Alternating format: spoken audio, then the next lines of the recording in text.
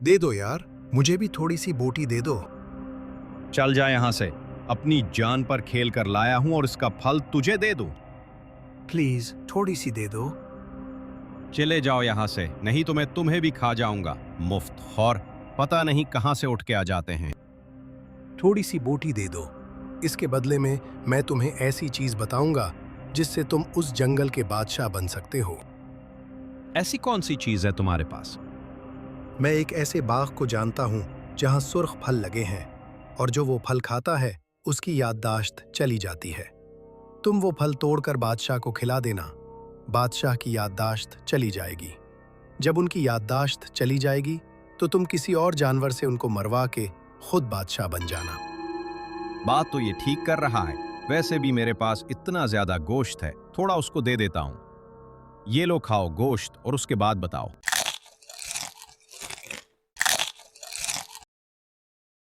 वाह, मजा आ गया। उसके बाद कव्वे ने सारी कहानी बताई कि कहाँ पर बाग है और उस बाग पे कैसे जाया जा सकता है।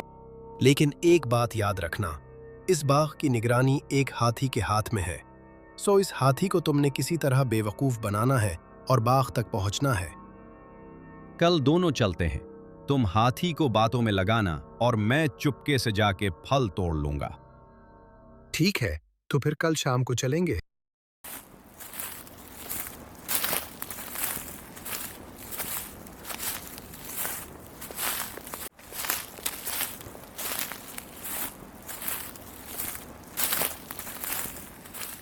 अरे हाथी मियाँ, कभी हम गरीब लोगों से भी बात कर लिया करो।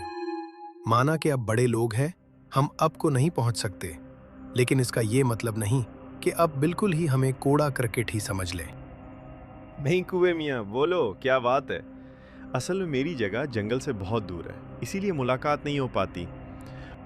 ये दोनों बातें कर रही थे कि गीदड़ मौका देख के चुपके से पीछे से निकलकर बाग में पहुंच गया। उसने देखा बाग में बड़े मीठे मीठे सुर्ख फल लगे हुए हैं। उसने चंद फल तोड़े, थैले में डाले और निकल आया। चलो भाई हाथी मियाँ, मैं तो इधर से उड़ रहा था तो सोचा तुमसे भी मुलाकात कर लूं। अब मैं घर चलता हूँ, वैसे भी शाम होने वाली है, तो फिर तुमसे बात करूंगा किसी दिन। हाँ भाई, क्यों नहीं। जब भी इधर से आया करो तो मुझसे मिल लिया करो। बंदा अपने दुख दर्द बांट लेता है। ठीक है, मैं चला। शुक्रिया कुए भाई, अब मैं जा रहा हूं। इन फलों को उस नदी के अंदर फेंक दूंगा जिस नदी से पूरे जंगल के जानवर पानी पीते हैं। जब वो पानी पिएंगे तो उनके याददाश्त चली जाएगी और फिर मैं अपने साथियों के साथ मिलकर उस जंगल पे कब्जा कर लूंगा।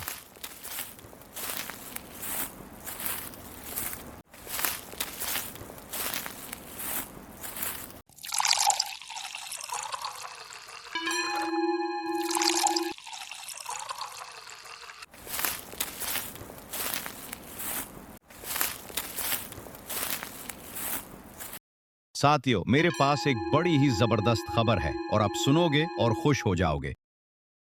अबे तुम्हारे पास क्या खबर होगी? शहर में जाके खाना चोरी करने की, या इधर कोई बंदर का तमाशा देख लिया होगा?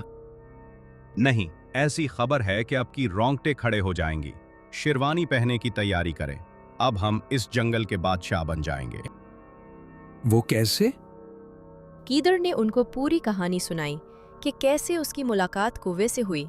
फिर वो बाग में गया, फिर वहां से फल तोड़े और नदी के अंदर फल डाल दिए। ओ, ये तो बहुत अच्छी न्यूज़ है। हाँ, अब बस हमने ये करना है कि जूं ही शेर इस नदी से पानी पिएगा, याददाश्त तो उसकी चली जाएगी। हम तीनों उसको किसी अकेली घाटी में देख के उस टाइम मारेंगे जब कोई जानवर उसको देख ना रहा हो।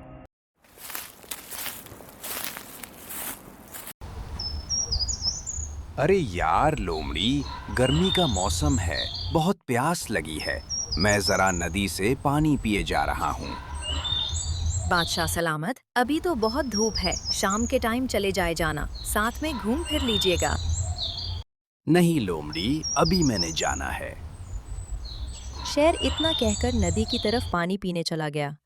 दूसरी तरफ झाड़ियों में छुपे भेड़िया लगड़भगा और गीदड़ देख रहे थे। वो देखो यार, शेर पानी पीने आ रहा है। अब हमने बिल्कुल तैयार रहना है, जो ही ये पानी पी के किसी ऐसी जगह से गुजरेगा जहां तक कोई जानवर न हो, हमने उसके ऊपर अटैक करना है। हाँ, हम तैयार हैं। शेर ने पानी पिया और वापस अपनी गार की तरफ जाने लगा। शेर आगे आगे, भेड़िया, गीदड़ और लगड़भगा उसके पीछे पीछे इस इंतजार में थे कि ऐसी जगह मिले जहां कोई जानवर देख न रहा हो। लेकिन उनकी बदकिस्मती कि हर रास्ते में कोई न कोई जानवर मौजूद था। करते करते शेर अपने गार के अंदर पहुंच गया। जब शेर अपनी गार के अंदर पहुंचा, दवाई ने अपना असर करना शुरू किया। चूंकि शेर ने बहुत ज्यादा पानी पी लिया था, शेरों बेहोश हो गया। उस गार के कोने में गड़ा था और शेर उस घरे में गिर गया। गार के बाहर गीदड़, लगड़भगा और भेड़िया खड़े थे। अब देखो, हमें शेर को मारने का मौका तो नहीं मिला। अब हम ये काम करते हैं कि रात के टाइम शेर की गार में चलते हैं और इधर उसको मारने की कोशिश करते हैं। देखेंगे, अगर उसकी यादाश्त चली गई है तो फिर हम उसको मार देंगे, और अगर उसकी यादाश्त नहीं गई है तो फिर हम उसके हालचाल पूछ के वापस आ जाएंगे। रात के बाद गीदड़, लगड़भगा और भेड़िया शेर की गार में पहुंचे। लेकिन शेर को वो पूरी गार में ढूंढते रहे, लेकिन शेर उनको अपनी गार में नहीं मिला। वो बड़े परेशान हुए कि ये शेर गया तो गया किधर। सुबह हुई, पूरे जंगल में खबर फैल गई कि शेर नहीं मिल रहा था और सब जानवर परेशान थे। भाइयों, मुझे लगता है कि शेर की यादाश्त चली गई है और वो हो सकता है कि जंगल छोड़ के चला गया हो, चूंकि पूरे जंगल वो नहीं मिला। हाँ, तो अब हम जंगल पे अपनी हुकूमत कायम कर लेते हैं। ऐसे नहीं, पहले हम एक झूठी खबर फैलाते हैं।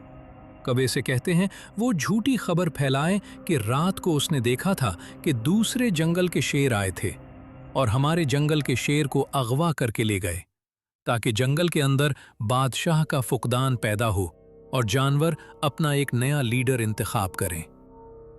भेड़िए ने गीदड़ से कहा कि कौवे से मिलो और उसे कहो कि वो लोमड़ी को जाके ये झूठी खबर दे। गीदड़ उसी वक्त कौवे के पास गया।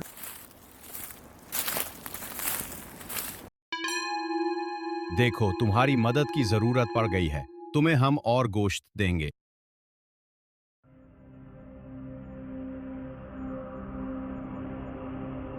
ठीक है, मैं तुम्हारी मदद करने के लिए तैयार हूं, लेकिन पहले तुम्हें मुझे 1 महीने का गोश्त देना पड़ेगा। ठीक है, हम कल ही तुम्हें एक ताज़ा हिरन देंगे। ठीक है, मैं थोड़ी देर बाद जाके ये खबर फैला दूंगा। कुआ लोमड़ी के पास गया।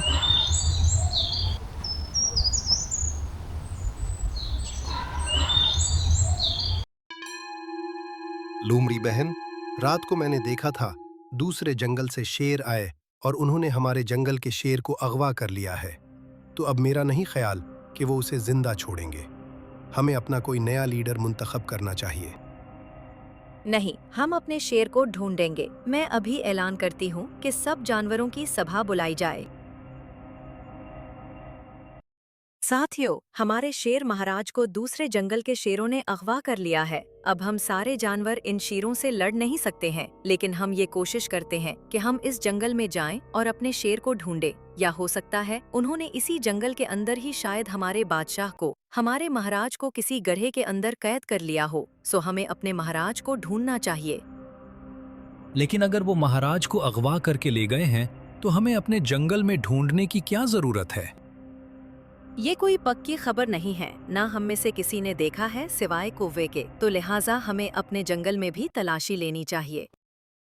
जरूर, लेकिन हमें अपना कोई लीडर भी मुंतखब करना चाहिए। फिलहाल इसकी जरूरत नहीं है।